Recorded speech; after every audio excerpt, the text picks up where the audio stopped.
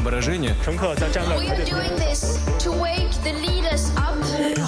La revue de presse internationale au Royaume-Uni et en Thaïlande ce matin. Mais notre première étape nous emmène aux États-Unis. Nous rejoignons Alexis Guilleux. Bonjour Alexis. Bonjour. À la une chez vous ce matin. Eh bien, l'audition de Frances Haugen hier devant le Sénat, la lanceuse d'alerte de Facebook.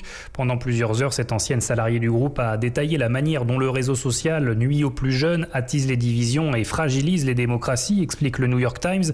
Une entreprise qui a toujours privilégié ses profits à la sécurité de ses utilisateurs. Ne faites pas confiance à Facebook, titre Politico pour résumer cette audience, car les révélations de Frances Haugen ont suscité un regain d'inquiétude au Congrès, souligne le Washington Post, quant à l'influence de Facebook et d'Instagram sur la santé mentale des adolescents. Pour le Wall Street Journal, ce témoignage donne un élan supplémentaire pour des lois plus strictes sur le secteur de la tech. Les élus républicains et démocrates ont renouvelé leurs appels en faveur de protection spéciale pour les enfants et pour le renforcement de la responsabilité de ces réseaux sociaux. Mais cela inquiète le Boston Globe. Les discours irresponsables sur la pandémie, sur les élections sont dangereux, mais la perspective que le gouvernement cherche à nous protéger en étouffant la liberté d'expression est encore pire. Alexis Guilleux, le correspondant d'Europe 1 aux États-Unis. Au Royaume-Uni maintenant. Bonjour Anaïs Cordoba. Bonjour. De quoi parle-t-on à Londres ? Eh bien, à la une de la presse britannique, cette décision suite au viol et meurtre de Sarah Everard par un policier. Une enquête indépendante va être menée au sein de la police. The Sun cite la ministre de l'Intérieur qui a fait cette annonce. Cette affaire tragique a mis en lumière des failles abyssales au sein de la police, a-t-elle déclaré. Comme le rappelle le Guardian, le meurtrier de Sarah Everard échangeait des messages misogynes et racistes avec des collègues sur un groupe WhatsApp. Il était surnommé le violeur par certains d'entre eux. Pire, 2 plaintes pour exhibitionnisme avaient été déposées contre lui.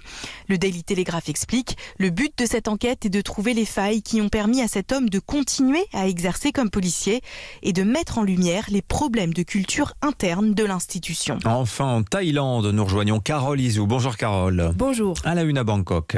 Eh bien ici, la presse se passionne pour le sort d'un jeune couple arrêté pour publication de vidéos pornographiques amateurs. Kainao, 19 ans, et son petit ami risquent jusqu'à 3 ans de prison pour atteinte à la morale.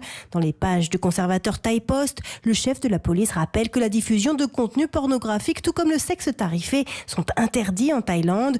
Pure hypocrisie, explose dans un édito le quotidien de Bangkok qui pointe du doigt le rapport schizophrénique de la société thaïlandaise au commerce du sexe, omniprésent mais illégal, ce qui fait le jeu de policiers corrompus qui reçoivent des pots de vin de la part des propriétaires et sont protégés par certains clients issus des cercles politiques.